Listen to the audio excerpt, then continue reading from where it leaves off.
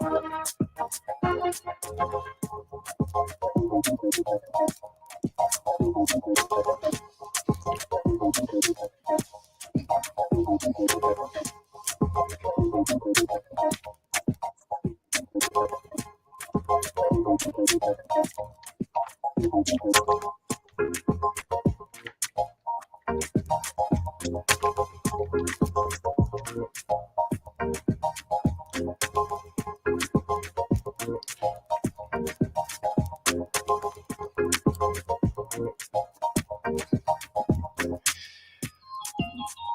day.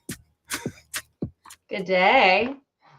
How are you doing today? I'm doing well. How are you?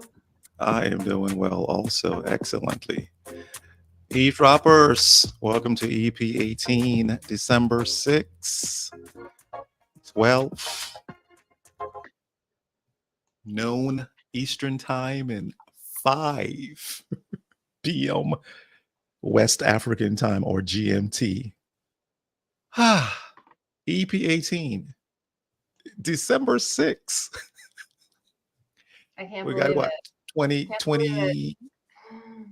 20, 25 more days. Can you imagine? No, I'm having a hard time imagining. I'm having a hard time I was laying in bed this morning. I'm like, okay, I'm gonna wake up earlier so I can kind of have a nice, easy, start into the day. And I kind of am closing my eyes, kind of meditating, and I opened them in what felt like literally 5 minutes, and an hour had gone by. It was the wildest experience. I'm like, you've got to be kidding me. How did that just happen? Wow. Yeah, it was Wow. wild. Yeah. I've had that happen before though, but isn't that the sweetest that you can get lost in time in doing that, just meditating and you think that tells you whew, our acceleration, we wouldn't know when we've been accelerated, when we're in that groove, in that zone. I wow, that's hey, we have somebody commenting already. Whoa, Oh right my off the goodness. That was 5 minutes to just what, yeah. gee. Come on, Carl. Hey. How are you doing today, Carl? Carl is one of our usual eavesdroppers here. So hey, our regular rather. That's How right. you doing there, Carl? Hope all is well. We're talking about this time. We started January, and all of a sudden we're here in December now. Had Thanksgiving last 2 weeks ago, which was a pretty good show. Enjoyed it. Impromptu, Miss Sarah Madras coming on. We were gracious. Oh wow, we were gracious to share this platform because we are two. I don't want to say selfish people, but it's our time. Well, it's funny because I really enjoyed that last one. I don't think of it personally as gracious at all. I look at it as, because again, I don't consider myself a selfish person. I think we all need to start with self in order to be serving, which I believe we were made to be. But I feel like, again, I'm using my own language and my own perspective, but I feel like, that capacity grows as we connect and share, right? Like I have a certain value I can add to the world, but then if I couple that value with the value of another, then Mhm. in partnership we offer even more value. And so Oh I yeah, look at it as kind of this capacity sharing, collaboration, expansion concept. And that's yeah, really what it felt like. And how much more fun, again, you said this last time and I'll use it again, is we use the analogy of the sandbox a lot. And hmm, if I was sitting in the sandbox all by myself, I could have a certain level of fun, right? yeah, The more people that join the sandbox with me, the more potential fun I can have. correct. Right. And so that's kind of what it felt like to me, is that, I think you and I have been doing this for a while, and it added a certain dimension and dynamic to the conversation that I thought was really great. Right. It Really, was. it was different and unique. And as you have people on, I mean, even us, we show up each time a little bit differently because we're in a different place and different things are going on in our lives and all that fun stuff. Correct. But then you add that Correct. other element, and it's like, adding, I don't know, chocolate chips to your oatmeal raisin cookies. It adds a certain something else. So it's going to be fuel to the fire. Yeah. So, sorry, I'm gonna turn you down a little bit here. I had it up. I was just on a training call, and Okay. the facilitator was really, really Really quiet, low. really quiet. I was like, oh, I've got to turn up my sound. And here I am loud in your ears, right? And here I'm like, no, this is normal now, and I got to readjust. Okay. I do this all the time when I'm listening to something in my car, Mm. and I sync it up, to the car radio, and then you forget, and so the next person in the car, which is usually my daughter, she goes to turn on the radio, and it's like, what? The thing is turned up to like blast it out. Wow. Hey there, Susie. How are you doing? Susie, are you in Europe or the States? Let us know. I know Carl is in North Carolina, I believe. Yeah. But yeah, wow. Susie wants to know, what are we talking about? Susie, that's the $1 million question. What the heck are we talking about?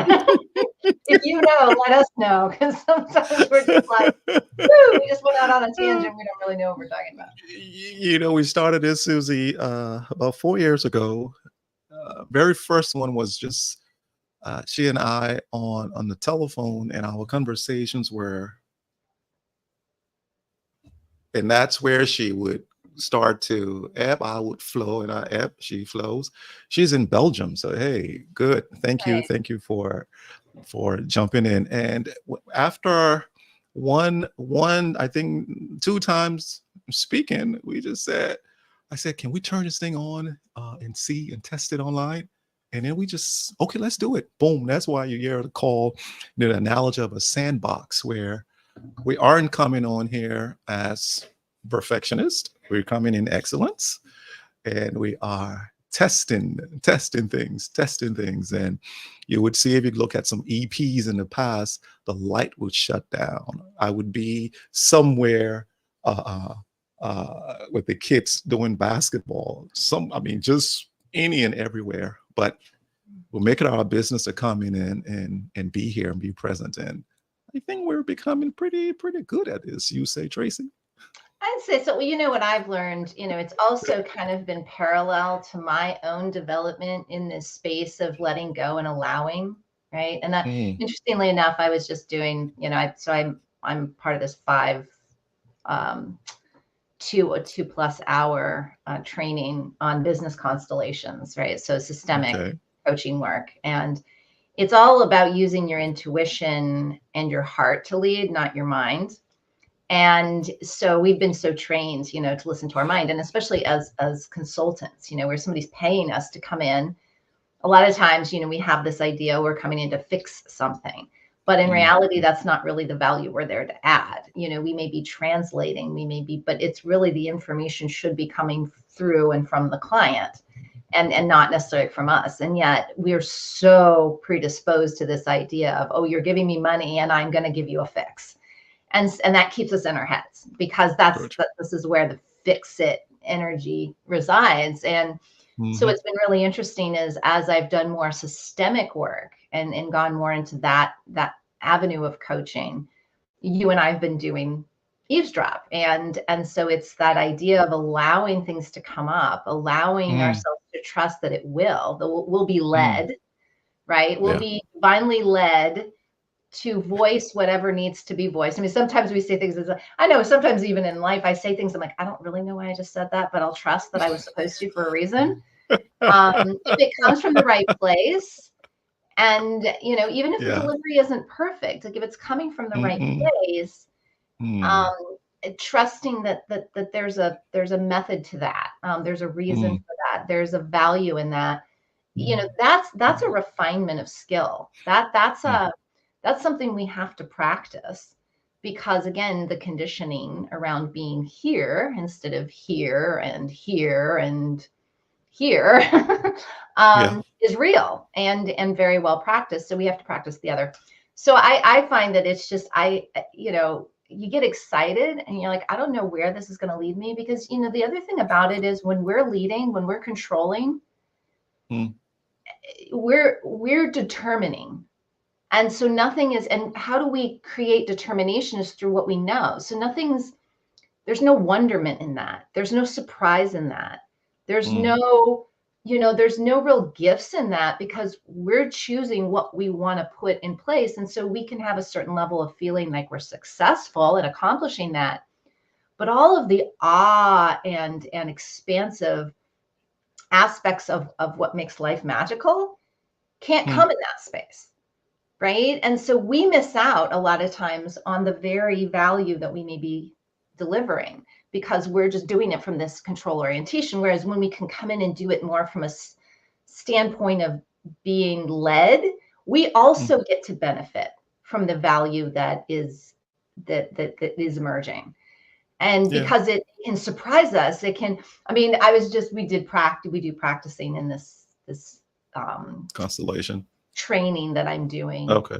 And Mhm. one of the little mini exercises that we did, today was all about patterns, our patterns, how we interpret patterns, how we utilize patterns Mm. in constellations, that kind of thing. And I did a little mini thing with a couple of other people who I was training with, and this incredible pattern that never had been named in my life. I mean, I can see Mhm. it now that I recognize it. I can see it Correct. in and out of everything throughout my entire life. It had been nuanced, it had been suggested, but was never something I could consciously speak to. Oh, yeah, this is something I do, or this is Correct. a way in which I engage with people. And it came up boom like that, because it was such a simplistic exercise that Mm. it really was a black and white kind of thing. And then magically, here was this pattern. And Yeah. I mean, honestly, I was in awe. People I was working with is like, what are you feeling right now? I'm like, all I can say is wow. Like, I don't even know how to put it to words. It's just wow. I'm just wowed right now because it's so big. So that's the kind of thing I'm talking about, is that when we can bring value that brings the wow factor, and we can also be wowed, that's Yeah. the juice of life. That's the stuff that makes life exciting. Yeah. You're in the moment, right? Is Mhm. why we put in the moment at the end of eavesdrop. But Susie says controlling is not always beneficial.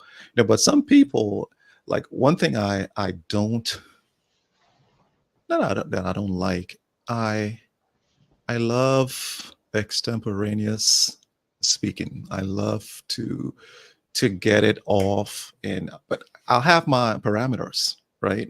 Know my parameters that I'm going to be speaking about.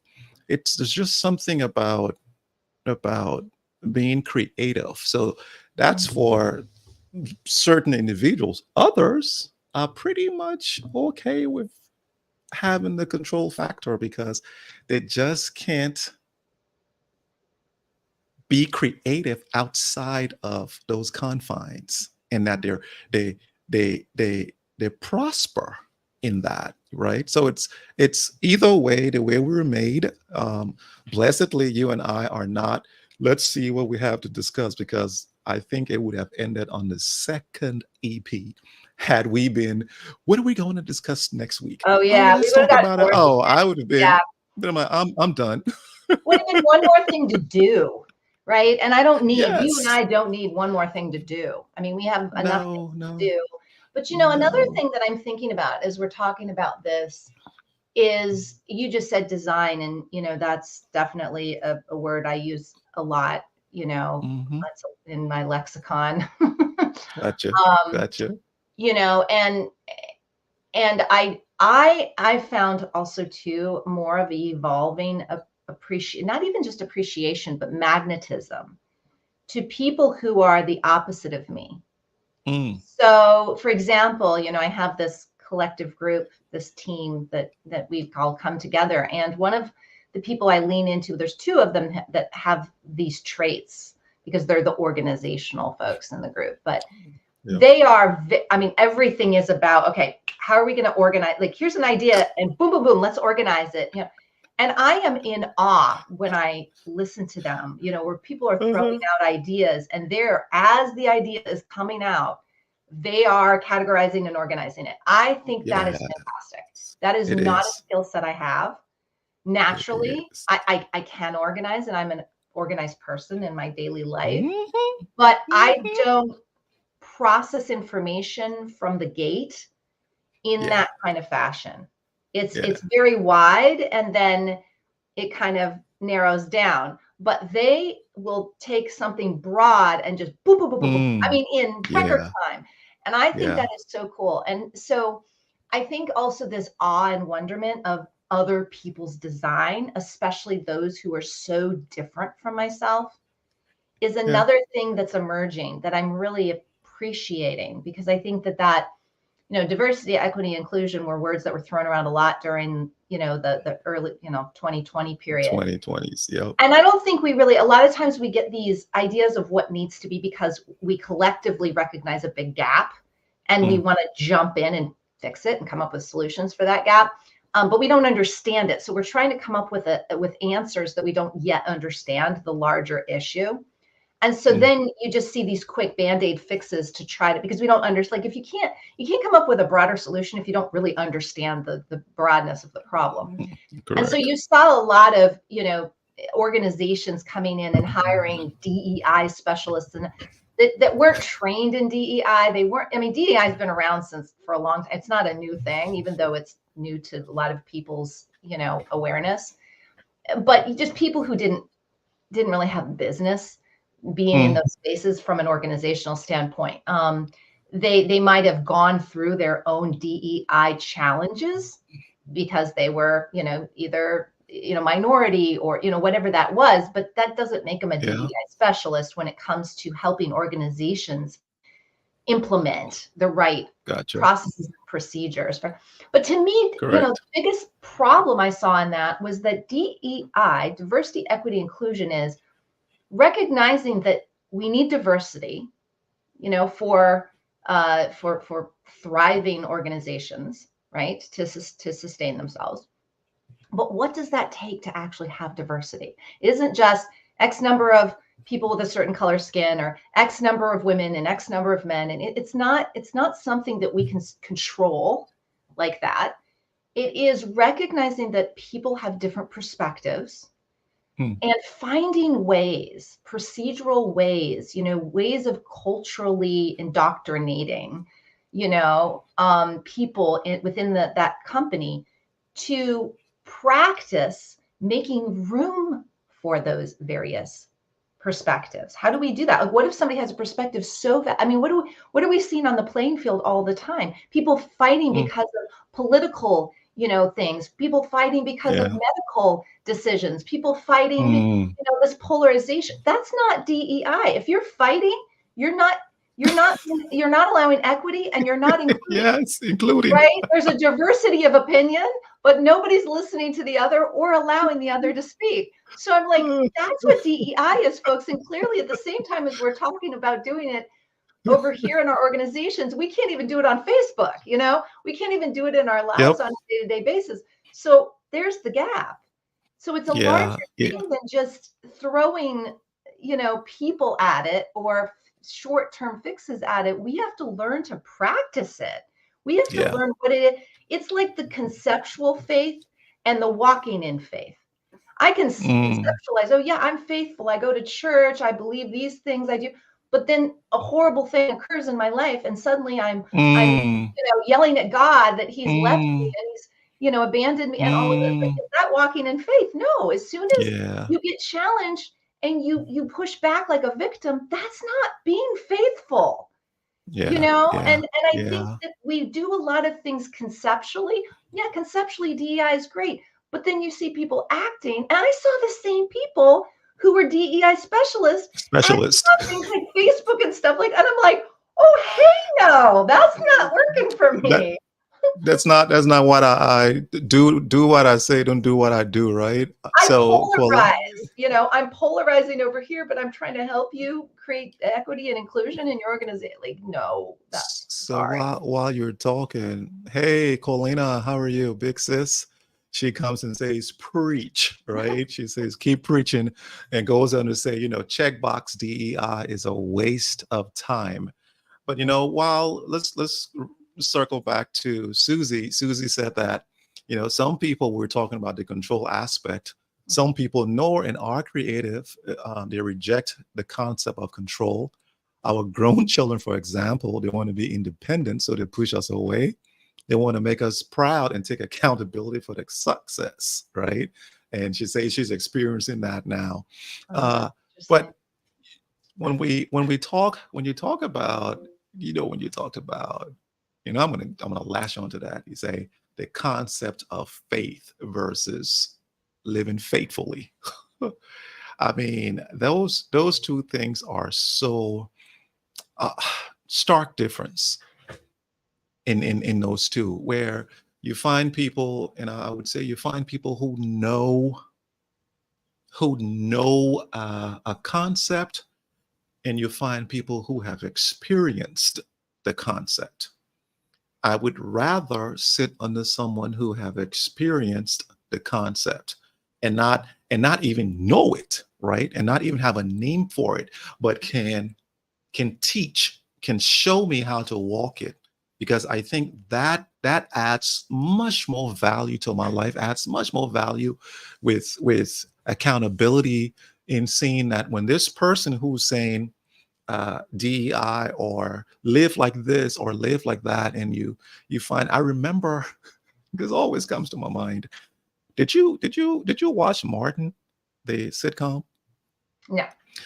Okay, so you need to check it out on YouTube. You would enjoy it. So Martin Lawrence is the comedian in there, and 30 minutes craziness. But there's this one where the lady was preaching how to be a vegetarian. And I mean, she would come on, and he had a show on the show called Word on the Street. So on Word on the Street, she came there like, you don't eat meat. Don't eat meat. Eat vegetables. These are your vegetables. And she started to cut them and eat them, eat them. And Martin's there going, wow. He's like, so I can't eat meat. She says, no, it's not good for you. It's not good. I'm like, man. And she eats the vegetables, and she says, oh, I got to go to the green room for a second. So she goes to the green room, and they have the ribs and, She's and like, everything. That's it. So they brought the camera in there, like, and and she she's like, agrees. Yeah. it's what, and I don't understand what pushes man to say, I am an expert, when they know that they're not. What pushes us to say, I I I can speak to X or Y or Z, I'll tell when you what. we we I tell we, you we don't. what it is. Tell me, is that It is, ego? it's significance. It's one of the six human needs. We need to feel valuable and significant. And so we've been taught that our value is what we can be expert at in the world. I mean, we've all of these Mm, things are conditioned belief systems and values that have been impressioned upon us and enculturated, indoctrinated into us. It's mm. not what we come in. Little babies don't care about. Babies are just like, they trust that they're going to be loved. My mother's been in the hospital for, well, since How is Monday she? before Oh my Thanksgiving. She's goodness. still there. Yeah. She had to go through, Okay. I think, her third procedure. They're trying everything. They can't figure out what's going on with her. I pray all goes well. Thank you. But Mhm. she had, I think, during part of her second procedure that they were trying to, get on top of this issue she's having, she finally had this night where she was able to sleep pretty soundly, and she had a dream. And my mother usually dreams very vividly. She's a creative artist, and so she has these crazy vivid dreams, and she hadn't been dreaming for a while, but this, she says, I remember because I find this, I think it's the first dream in months that I've had. Mm, And she was in the dream, she was all concerned because somebody had brought this baby into the hospital and put it on this hospital bed, and she was afraid that that something would happen to the baby, that, this was her concern in the dream, that the baby would get sick from being in the hospital or whatever. Because it was a healthy baby, right? Healthy, happy baby just laying there. It's like, oh, somebody needs to get this baby out of the hospital. There's too many things that could go wrong, right? But at the same time, part of this dream was there was this little toddler. It's like, I guess it was a little female baby, a little boy toddler was just loving on this baby, just smooching and hugging and, up in the bed with the baby, just loving on the baby. And that was the whole dream. And I said to my mom, she's like, it was the weirdest little dream. And I said, that's very symbolic. I mean, that's what I'm hearing. I'm hearing real symbolism there. And because one of the things my brother's out there with her now, and then when he leaves, I'll go fly out to be with her. But, he says, I keep hearing like a little child in her when she speaks, because, you feel very vulnerable when your health is on the line and you can't figure out, what's going on and if you're going to make it, and the doctors, don't know what to tell you, and it's scary, right? And that vulnerability is coming out as she's sounding like this small child. I said, Mom, you're the baby. I'm like, this is what I'm hearing. I'm like, whether you want, whether this is your take on it or not, you're the baby, and you've been talking about how much love you feel, how much care you're getting. The doctors are great. The nurses are amazing. You feel like you're in the right place for your healing. And your family's with you, and you laugh when they come in, because that's what we know to do in our family, is when things, we don't know what's going to go, we just laugh, right? We just, there's a lot of humor in my family.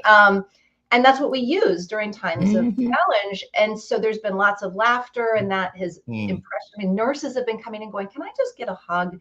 Just being with you makes me feel better. I'm having a day or whatever. So people are not just coming in to treat my mom. They're coming in to be around my mom. They're coming for healing too. They're coming, right. And I said, you are being given so much love. But what was really significant, what I heard, was you feel it.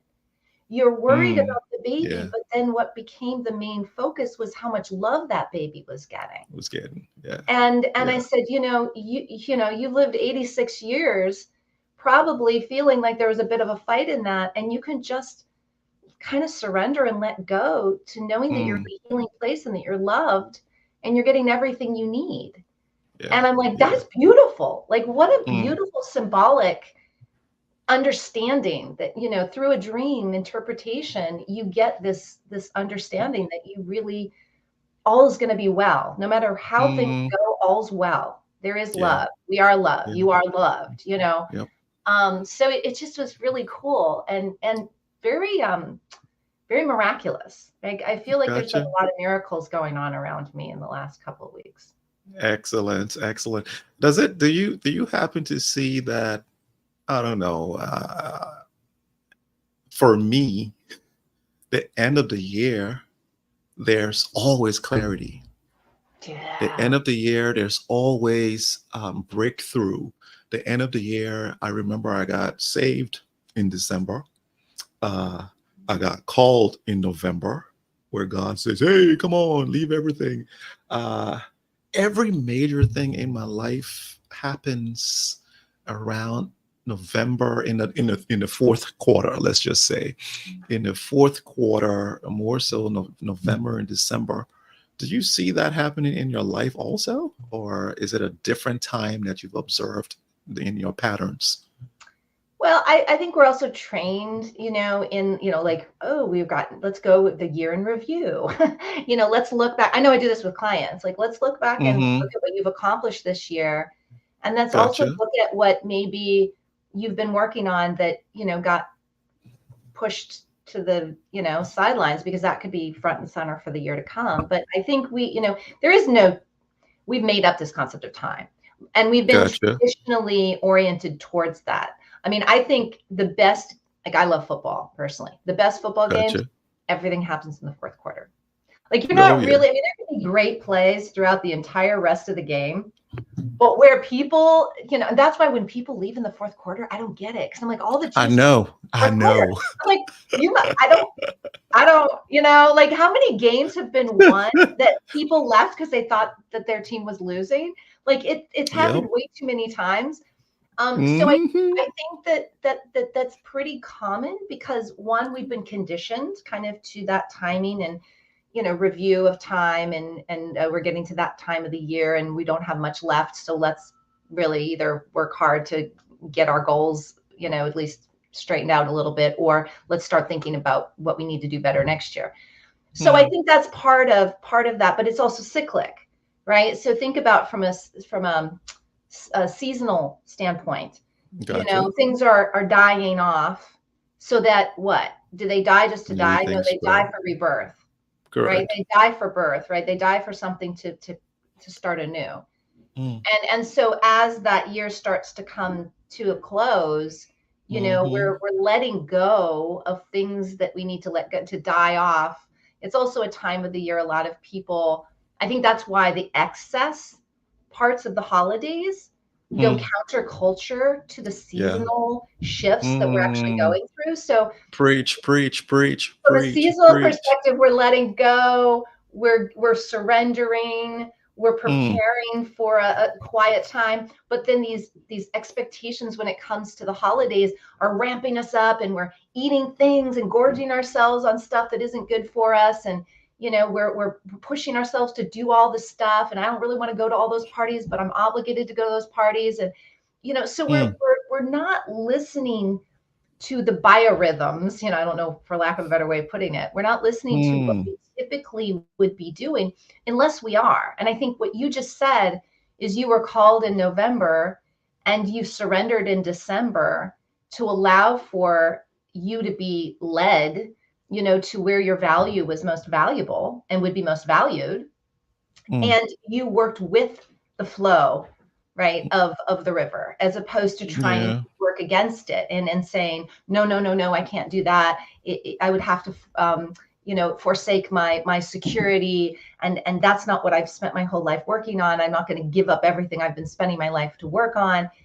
You let go of the conditioned values around things, and you allowed yourself to be the person that you were created and designed to be, so that you could serve fully from that space. And that takes courage. It takes conviction. It takes being more curious than knowing, right? I think a lot of us think we'll be secure if we know more. I actually find that security in my life has happened the more I admit that I don't know, the more I'm willing to let go and let be. I actually become more secure internally, which allows me to feel more secure out externally. So it's going against the culture that really has taken us away from the ways in which we are designed to be. So the November call was a complete different year. The surrender was a complete different year. The getting to know, completely different year. But what you just touched something that was just, whew, I will tell them hi for me, please. Is our usual cleaning crew on Wednesdays, y'all don't hear it, we hear it. But no, here's what I was saying. For the first time in my life, I'm going through and doing inventory of what's happening in my life. Then I am taking compartments, so family, business, spirituality, all the different compartments, categories, I'm putting them in, and I'm saying, God, I'm letting go on every single plan here in terms of where I want the plan to look like. But I'm going to plan, and then I'm going to detach myself from the outcome. So I untwine, and I say, okay, now you show me, you guide me, you counsel me, so that the outcome, it's not a good outcome, it's a God outcome that's tailored for me. So after I I list all those things down. I put the category A, family, our plans, the kids. I pray for good spouses. I pray for excellent education. Pray for, um, jobs, etc. I go down, down, down, down, and then I say, God, here's the plan, but I give them to you. After I do it, I yield it and surrender it. And after surrendering, and when I wait now for what is he saying to me in this season about those things, so that I'm guided and I don't have to wait during the next season to be looking on what needs to be done. So I'm in a resting place now that says, okay, I'm waiting to hear from you. But here's where I think it's going, Tracy. Whenever you're going someplace new and you don't know the directions, you don't have a guide, you tend to go slow. So I'm going to Pittsburgh from Raleigh. Don't know where, but you say, well, when you get there, there's a llama stand on the right hand side. Slow down around there, make a right. I don't know where the llama stand. I'm crazy. I'm driving, but then I come in. As soon as I see welcome to Pittsburgh or welcome to wherever the town, I start to be cautious. And where's that place? Where's that place? First time I'm going to do it, I'm going to engage and slowly and then go in there. But with guidance comes acceleration. You see, you have to get the direction first. You have to get the guidance first. A lot of people say, I'm going to accelerate this time. And you and I have seen, you know what, this is getting so clear to me. Remember how you and I spoke a couple EPs ago that in this season, there's going to be acceleration in our lives, etc. It's because now we've been guided. We've seen true north that says this is the way you're supposed to go. And there's nothing that can stop you once you have direction, guidance. The only thing you need is acceleration now. Then you can just go and execute. Yeah, no, I think that's really, I love the analogy. And we do have a llama stand in Pittsburgh, if you're depending on where you're coming from. So I know. Funny that I was like, you must know this, unless you're just like randomly throwing llama stand. Like people are like, yeah, where does she live? I'm like, I live in the burbs. I don't know. I live in the country, folks. Where llamas run wild. But I think that's the key. And I say this to clients all the time. They said, we don't talk about goals, we talk about intentions. I said, yes, because I think talking about goals is putting the cart before the horse. If you're wanting, goals are what you want to do. But if you don't know where you want to be, who you want to be, how you want to be, like that, what's going to sustain these goals, right? Yeah. You want to get clear. Like, and I see clarity as direction, definition as direction, right? Who am I? How do I want to be? Where do I want to be? And why do I want to be there? When I get clear on those things, then how I get there, and what opportunities come in and out, and all of that, I don't need to control that. I also can be more discerning when things come in as an opportunity, because I've gotten clear on my what, how, where, and why. Right? If I don't know who I am, like when I was just at a networking event last night, and meeting some new people. What do you do? And I said, well, I'm very niche.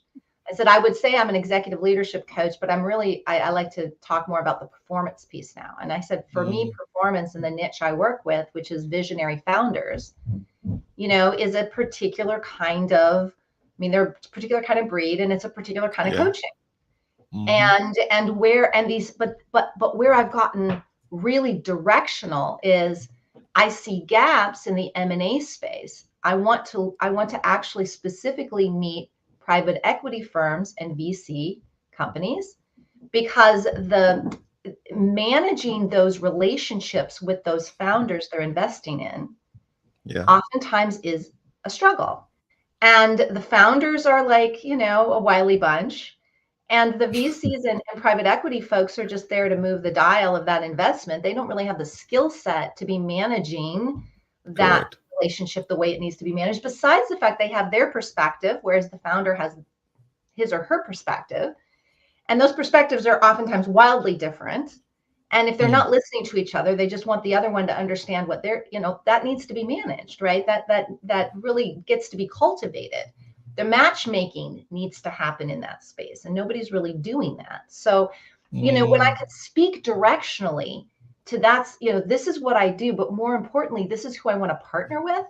And this is why, because I feel like it adds a value, not only that's missing, but that's going to allow more fluidity in these engagements. Right? Yeah. When that missing piece, when we have all the functionality in the automobile, the high performance machine, we create a whole new high performance machine. We're like, oh, it's going to run faster and smoother and with less, with less fuel and all these things. And when we make it, we finally set it loose, and it's like there's this one little glitch, and we're like, okay, there's it, but it starts to putter at this one point. Like, what are we going to do about that? What is that? We may need to insert another functionality there. We may need to put another little thing, right? That helps bridge that gap. That's what I am. But I need to be able to explain that, because number one, people don't know my field most of the time. People I'm talking to bankers, I'm talking to investment people, I'm talking to insurance people, I'm talking to all sorts of people that don't do what I do. But more importantly, this is where you put me, and this is why it matters. Correct. Right? If we can't do that, then we're going to be wandering around. So to the point that I think you were so succinct in, I'm just unpacking it a little bit more, is that we figure out these definitions, at least for now. The other thing I want to say is we need to be able to let those go, because if we've done that in the past, and now we're in a different season, and we're like, but I've been working so hard to manage myself in this space, but yet I'm being called over here. And that's kind of what you've been experiencing for the last 5 years solid, is that I can always translate. I mean, you're not losing any of your skill sets, right? No. It's not like if I leave this space to be called to this space, I have to leave everything behind. I'm like, are you kidding me? Everything's integrated. Yes. But our ego needs to be able to let go of those titles and those roles and those expectations of how things have been, and our expertise. I'll tell you something.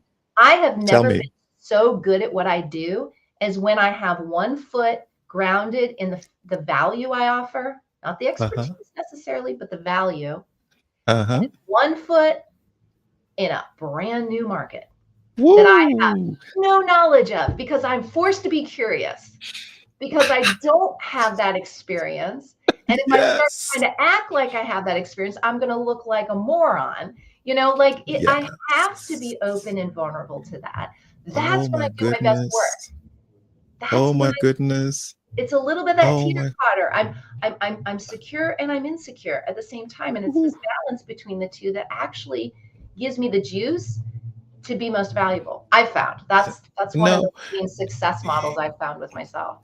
But I'll agree with that, because when I engage with the understanding, the self-awareness that I know about this thing, I'm pretty good at it, but there's room for growth. I'm better in my execution, in my discoveries, in understanding how I need to engage to create a solution, right? So to get an opportunity. But there were a couple different let's go to comments right now. Susan goes, huge focus in training, Wulwyn. Only great results can come out of good focusing and mindful self-training. Colina goes, love this, God-led, inspirational. Susie comes back with, I am working hard at controlling the acceleration during this December season. Susie, and I reply to her, just move your hands off the wheel and check the brakes, right? I think we can control. Now, this is the part that I would love. I agree with control. I control what's going to come into my space. Yeah. I control my peace. I put my boundaries out there, that my boundaries here, and you're pushing me. Verlin says this, when somebody comes to her and says, ma'am, this is $10. By tomorrow, it's going to be 20. So It will never be 10 again. And she goes, take that away from me. I don't want to see it. Right? She goes, why are you trying to push me into anxiety to then make the purchase? Right. So Susie, as you know, in this season, a lot of people are going to shop and looking to buy things for loved ones, which is pretty good. But I think one of the things that I think we uncovered here today is when we can understand the ebb and flow of the dying and the rebirth, and that when the commercial aspect of this season comes and it washes away, it washes away the focus, it washes away your meditation, because we started this conversation today with Traci talking about, I'm going to do a 5 minute meditation, and it turned out to be an hour, right? So when we It only can lasted 5 minutes. when, when we can sit in those places to discover, because in our discovery is when we're at our best to serve. I cannot serve not knowing who I am. It's me, the DEI expert, and I don't even know about DEI. It's me. I'm the expert on this, but all I know is theory. And when Mm. somebody comes to me with such an acute awareness of what they're going through, and all I can give to them is theory, they will look at me like, I'm giving you my for you to come and diagnose and help me here, and you're still giving me, in the beginning they had the law was. I'm not here for laws. I'm here for you to guide me through. To So connect me, that's connect with me. connect me, correct. So can So I keep commenting that up there still. for a second? Keep that up there for a Go second. ahead. I want to ask Susie. Hopefully she's still here. So She's still Susie, there. what I want you to do and feel in your body, very telling, this statement. There are 3 words that are very telling about where your energy is in this statement: working, hard, and controlling. So I want you to just feel in your body each one of these words. The word working. When you feel in your body work, how does work feel to you? What feelings do you get in your body when you hear the word work? Now couple that with work hard, right? Working hard, right? How does that feel? And then you add at controlling. Working hard at controlling. We can tell everything we need to know by just how we feel. Does it feel good and uplifting, right, in our bodies when we say to ourselves, I'm working hard to control? Does it feel restrictive? Does it feel difficult? Does it feel right? So how that feels, not what you're thinking about it, because we've been conditioned to think that's a good thing. I'm not saying how you think. I mean, how you feel. How does your body feel? Does your stomach get tight? Do you stop breathing? Do you have shallow breathing? How do you feel? I mean, I'm not here to answer the question for you, but to me, when I use, this, Wulwyn, I use language to determine where a client is. And Yeah. I ask them, these are the words that jump out to me. I want you to feel how these words feel to you, because they're your words, you're using them, but you may not be aware of how they are making you feel. Right. And we act not because of what we think, we act based on how we feel. Yeah. And so if we're not magnetizing the things we want to us, or if we're magnetizing the things we don't want, it's because of how we feel. Our feelings magnetize, are a magnet, not our thoughts. They said thoughts become things, but not because our thoughts cause us to feel a certain way, and our feelings cause us to act, and the actions then create things. So that's just a little, if that helps at all. Where's the mic? Where's your mic? Can you drop it, please? So don't drop your mic. No. Oh my goodness. That is that's knowing thyself. That's it's and knowing thyself.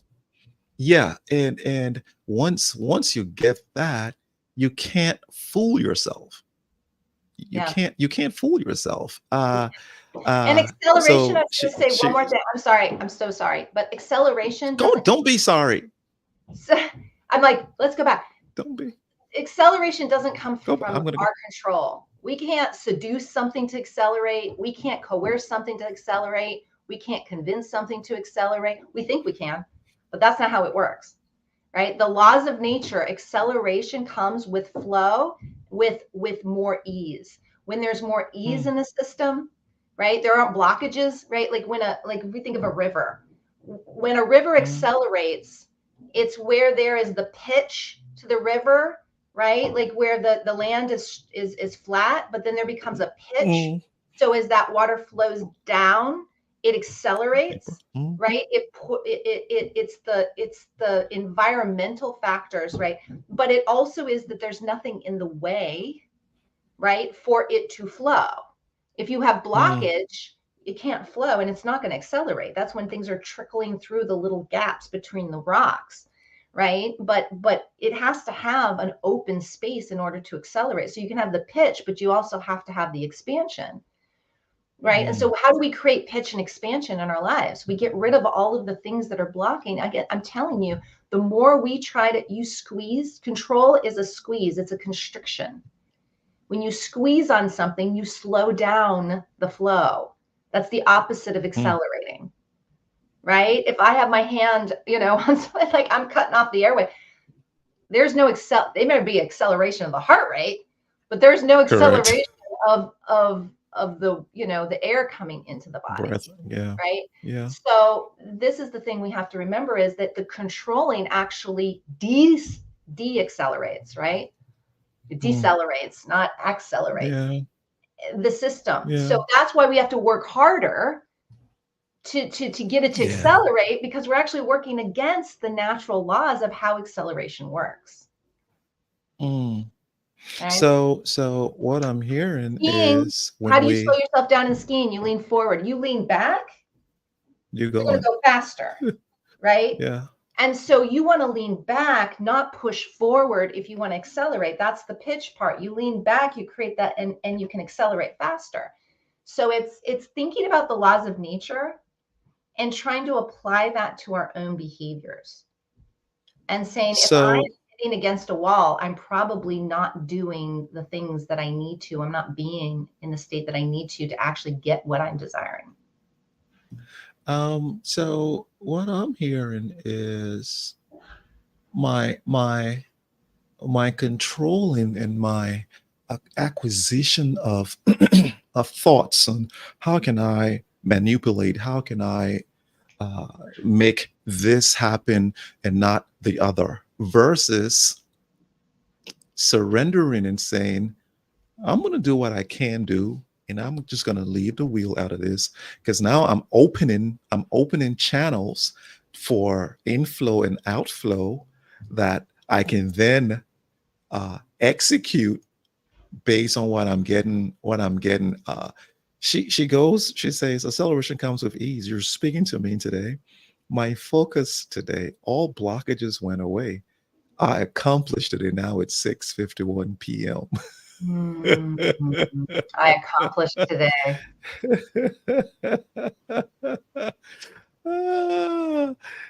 Oh my goodness. I did have to put myself in a state that I wanted it, and it works.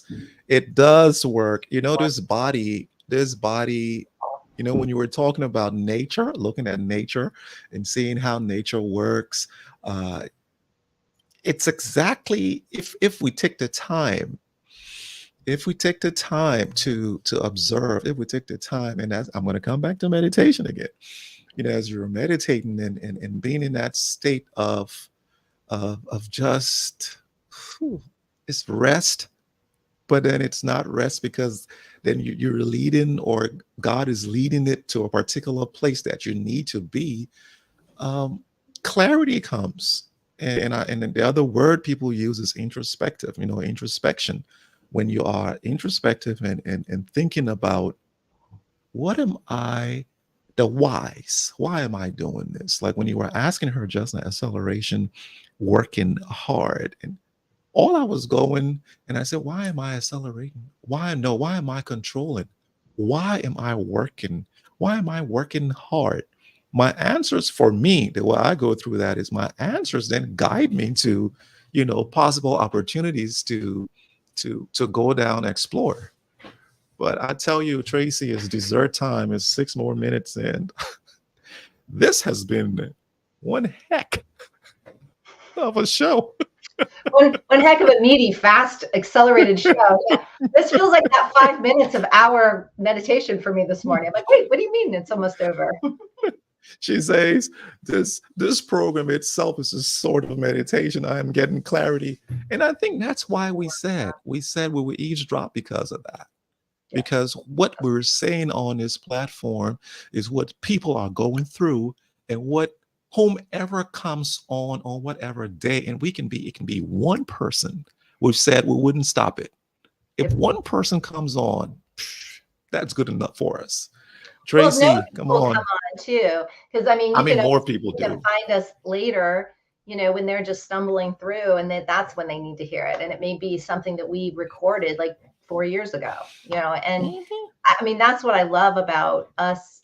If we can just create a nugget of value, and that's what you Yes. and I said. I mean, the reason you suggested we take our conversations online was that we were getting so much from it ourselves. We wanted to share that.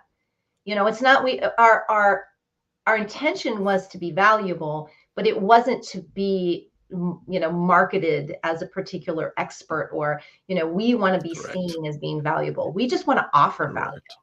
I mean, if we're Yes. seen as valuable, wonderful. That's kind of like the beneficial part that comes with it. But our intention is just to offer value and have fun doing it. I think that's the other piece Mm, too, is that working hard and having yes. fun have always been separated usually. And we work hard and then we go on vacation and have fun. And I believe that we're supposed to be doing these things at all times. We're supposed to be Mm, working at what we are called to work at, and having yeah. fun while we do it. Right? Work Mm, is if mm, it's hard, there's going to be moments of challenge, and I don't think working hard and challenge are synonymous. I mm, always tell people, when we do this inner work and we start to grow this ability to take sovereign ownership of who we are, it doesn't mean challenges go away. It just means we navigate them differently. mm, I mean, like many people know, I've had a series of challenges over the last 3 months. And I was talking to somebody last night. She's like, oh my God, I heard of all this. I was talking to somebody else who knows you, heard about all the stuff you're going through. And she says, how are you? I said, I'm more grateful. mm. I'm more present. I am more humble. I'm more Mm. curious. I'm having Wow. more fun. I'm more Mm, open. I'm more vulnerable. And she's like, oh my gosh. I'm like, I know. mm, I'm more mm. kind, I'm more loving, I'm more all these things. Yes, it's my choice, and I'm grateful that I've chosen it. Yeah. But these are all the outcomes of these really tenuous, difficult, challenging things. And life, as we know, is full of those. Yeah. So, it's I could never imagine the gifts that I got out of these things. Mm, I would hope to take them and do the best I can and be gracious and graceful, but I couldn't imagine the gifts. yeah.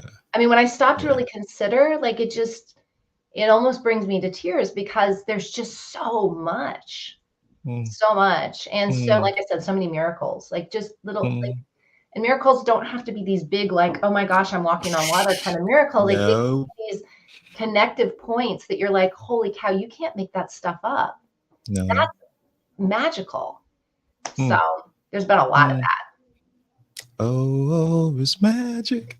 So, that. Susie, hey, sort of a meditation now. We're gonna come in here like, ooh. We're gonna start. uh, I know. Quilina goes, this was great. Thanks to you both. Lots of nuggets for sure. Thank you so much. Susie hits us with, I'm breathing better. I'm gonna eat my fish soup and rice and watch a movie and sleep in faith. Oh, Susie, for sharing Susie, that. That's I beautiful. know. Thank you for being with us too. I That's really know. you.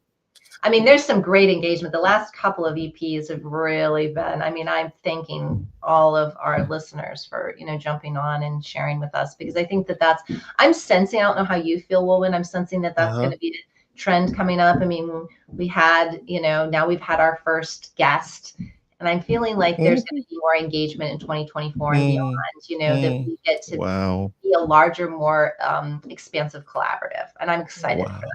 Wow. As you were saying it, goosebumps came on me. So, hey, is that an affirmation, a confirmation? I don't know. But ladies and gentlemen, thank you so much for spending this hour with us, this EP 18, on this beautiful 6th day of December. We pray that you've completed your shopping, which I doubt. But we look forward to seeing you in the next 2 weeks. I think the way we have the schedule, it's pretty okay without coming into Christmas or New Year. But if there's anything, we'll let you guys know. But Traci, you take care of yourself, dear. Thank you. You too, Wulwyn. And thanks to everybody. Have a great 2 weeks. Hi.